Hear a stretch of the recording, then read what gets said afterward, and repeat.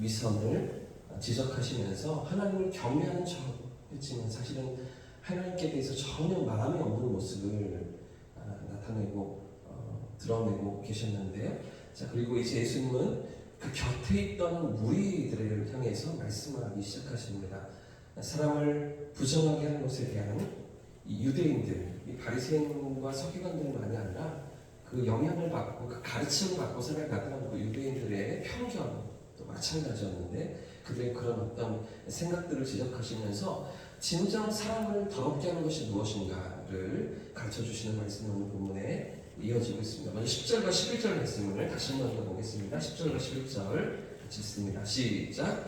무리를 불러 이르시되 듣고 깨달으라. 입으로 들어가는 것이 사람을 더럽게 하는 것이 아니라 입에서 나오는 것이 사람을 더럽게 하는 것이니라. 네. 당시의 유대인들은요, 이 바리새인들과 서기관들의 가르침을 따라서 손을 씻지 않고 음식을 먹으면 그 손으로 만진 음식도 부정했습니다. 그래서 또 그 음식을 먹은 사람도 그 사람 자체도 부정해진다고 믿고 있었습니다.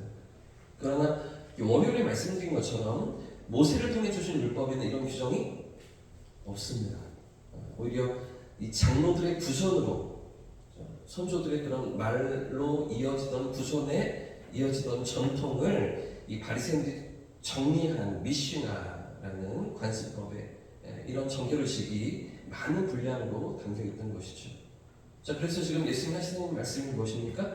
입으로 들어가는 것이 아니라 입에서 나오는 것이 사람을 더럽힌다라고 말씀하시죠. 무엇을 먹었거나 아니면 손이 더러워서 부정해지는 것이 아니라 입에서 나오는 말이 사람을 더럽게 한다라고 예수님이 지금 말씀해 주고 계십니다. 왜 그렇습니까? 그 입에서 나오는 말은 사실 마음에 가득 찬 것이 말로 나오기 때문이죠. 그 마음 속에 있는 것들이 말로 드러나기 때문이라는 것입니다. 그런데 여러분, 사람의 마음 속에 어떤 것들이 있습니까?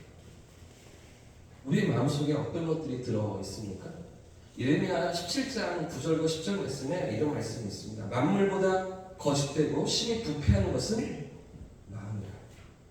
세상 만물보다 피조세계 모든 것보다 심히 부패하고 거짓된 것은 사람의 마음이다. 누가 능히 그 마음을 알리려마는 나 여호와는 심장을 살피며 폐부를 시험하고 각각 그 행위와 그 행실대로 보응하나니 이렇게 말씀하고 계십니다. 그러니까 인간이 타락하면서 가장 먼저 망가진 부분이 어디입니까?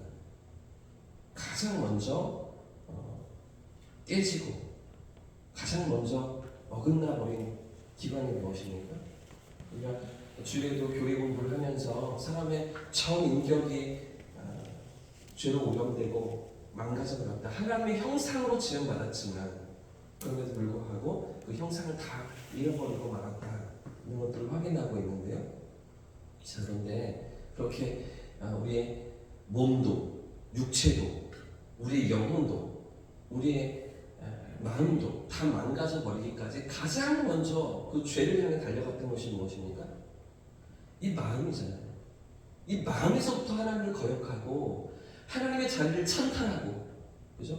하나님 자리에 오르려고 하는 그 교만함이 일어나면서 그것이 이제 의지로 드러나고 행실로 드러나서 손가락을 따먹는 언약을 깨뜨려버리는 그 자리로 나아가지 않았습니까? 가장 먼저 이 마음이 망가져 버리고 있던 것이죠. 그래서 예레미야 선지자를 통해서 주셨던 말씀도 결국 인간의 모든 외적인 행동들이 이 마음에서부터 출발한다는 것입니다. 이 마음에서부터 모든 악함이 드러나고 이어진다는 것인데요. 뿐만 아니라 오늘 본문의 후반부에서도 예수님 하시는 말씀이 똑같습니다. 18절 이하의 말씀을 보십시오. 18절부터 20절까지의 말씀인데요. 제가 읽어보겠습니다. 입에서 나오는 것들은 마음에서 나오나니 이것이야말로 사람을 더럽게 하느니라. 마음에서 나오는 것은 악한 생각과 살인과 간음과 음란과 도둑질과 거짓 증언과 비방이 이런 것들이 사람을 더럽게 하는 것이요 씻지 않은 손으로 먹는 것은 사람을 더럽게 하지 못하느니라. 여러분 동의가 되십니까? 19절 말씀에 마음에서 나오는 것들은 악한 생각, 살인, 간음, 음란, 도둑질, 거짓, 증언, 비방. 선한 건 하나도 없네요. 좋은 건 하나도 없지 않습니까? 여러분 어떠십니까? 그래도 착하게 사는데 그래도 법 없이 살 수 있는 살 것 같은 그런 사람들도 있잖아요, 세상에. 그래도 우리가 가끔은 착한 일도 하잖아요. 그리고 가끔은 우리가 조금 그래도 어떻게든 선하게 살아보려고 애쓰는 것도 같은데 왜 이렇게 말씀하시죠? 조금 이렇게 선함을 흉내내는 것은 같지만 본질상 죄 가운데 있는 것이죠. 죄에 물든 죄로 망가져버린 원죄를 가지고 세상에 태어나서 또 자범죄를 지으면서 끊임없이 죄를 향해 달려가고 죄 가운데 멸망의 길로 나아가는 그런 인생이라는 거죠. 결국은 우리가 양산해내고 만들어내는 모든 것들은 선하지 않은 것들입니다. 아무리 우리가 애를 쓰고 노력해보아도 열심히 살아보아도 결국 우리는요 의도치 않아도 사람에게 상처를 줍니다. 나도 모르게 다른 이들에게 그죠? 아픔을 주고 오해를 사고 관계에 문제가 생기고 이런 것들이 인생이죠. 주일에도 그런 말씀들을 드리겠다 드렸는데 요즘 청년들은 숨만 쉬어도 돈이 나간다고 하잖아요. 숨만 쉬어도 돈이 쑥쑥 빠져나간다. 근데 사실 사람은요 숨만 쉬어도 죄인입니다. 숨만 쉬면서 살아있는 그 자체가 죄덩어리인 거죠. 근데 그게 이 모든 죄가 어디로부터 출발한다고요? 마음에서부터. 하나님 없이 살려고 하는 이 죄성에서부터. 하나님 자리를 빼앗으려고 하는 그 자리에 내가 앉아서 내가 주인 되어서 내가 세상의 왕이 되어서 내 마음대로 살려고 하는 그 마음에서부터 이 모든 죄가 시작된다는 것이죠. 지금 예수님의 말씀도 사람에게 있어서 이 마음이 문제라는 것이고 먹고 손을 씻지 않고 이런 것들이 문제가 아니라는 것이죠. 그런데 이처럼 가르쳐 주시고 깨우쳐 주시는 이런 예수님의 말씀 앞에서 그 앞에 예수님 앞에 나와왔던 160km를 걸어서 올라왔던 이 바리새인과 서기관들이 어떻게 반응하고 있습니까? 이 예수님의 말씀을 들은 그 종교 지도자들의 반응이 무엇입니까? 12절 말씀도 보십시오. 12절 같이 읽어보겠습니다. 시작. 이에 제자들이 나와 이르되 바리새인들이 이 말씀을 듣고 걸림이 된 줄 아시나이까? 걸려 넘어졌다는 것이죠. 예수 말씀 앞에 그러니까 인정하고 깨우치고 돌이키고 회개하지 않았다는 것입니다. 그 예수님의 가르치심 앞에 순복하지 않고 오히려 적개심을 가지고 반발하면서 증오하는 마음으로 떠나고 있던 것인데요. 아마 우리가 어제까지 살펴보았던 마태복음 15장 1절부터 9절까지 그 예수님께서 그 바리새인과 서기관들과 논쟁을 벌이신 이후에 아마 그들이 이런 모습으로 떠났던 것 같습니다. 자, 그런데도 예수님께서 그런 순수하지 못한 사실은 정말 그 진리를 알고자 하고 하나님의 뜻을 깨닫고자 해서 나온 그래서 질문하고 있는 그들이 아니라는 것을 아시면서도 예수님은 자세히 가르쳐 주셨죠. 그런 그들인데도 깨우쳐 주시려고 애쓰지 않으십니까? 그런데도 불구하고 그런 예수님 앞에서 바리새인과 서기관들이 어떻게 떠났습니까? 전혀 받아들인 생각이 없었습니다. 회개하고 돌이킬 생각이 그들에게 없었던 것입니다. 오히려 분개하면서 크게 화를 내면서 떠났던 것인데요. 왜 그랬겠습니까? 이들이 왜 이렇게 행동했을까요?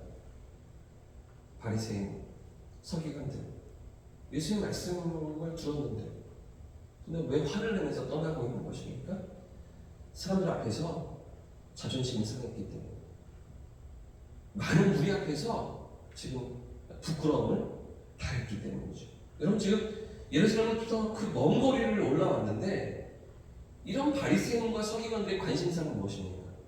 우리는 그 갈릴리 회당의 바리새인들과 다르잖아요.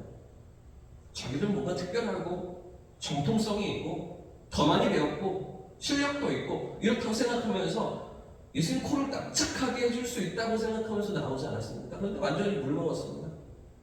완전히 자존심을 깎이고 있는 것이죠. 많은 사람들 앞에서 지금 부끄러움을 당했다고 생각하는 것입니다.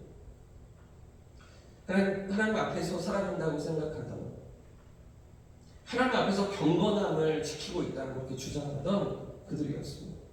그래서 많은 사람들이 칭찬을 받고 인정을 받으며 많은 사람들을 가르치고 또 바른 길로 이끌어야 하는 그런 지도자들이 있습니다. 그런데도 불구하고 이런 그들의 마음이 지금 어디로 향하고 있습니까?